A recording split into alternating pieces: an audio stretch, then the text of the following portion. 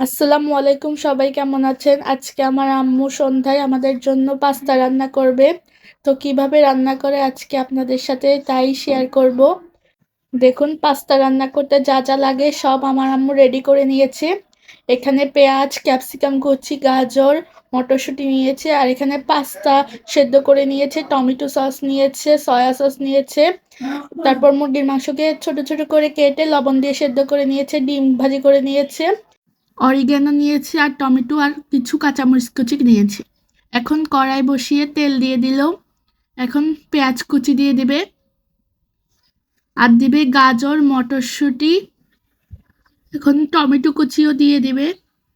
এটা দেখুন, অল্প অল্প করে সব দিয়ে দিয়েছে।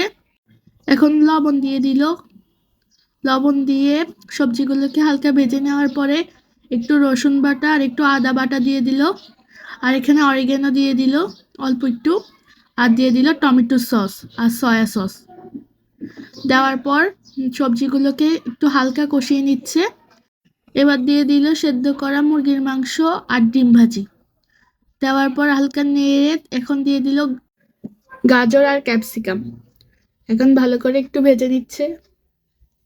এখন দিয়ে দিল সেদ্ধ করা পাস্তা।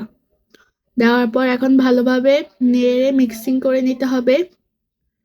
আমার মায়ের হাতের পাস্তা কিন্তু খুবই সুস্বাদু হয়।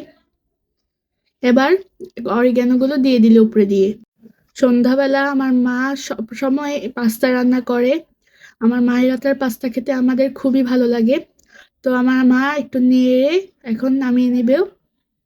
এই যে দেখুন, অনেক সুন্দর এবং খেতেও অসাধারণ। সন্ধ্যাবেলা যদি এই নাস্তা তৈরি করা হয় তাহলে আর কিছুই লাগে না।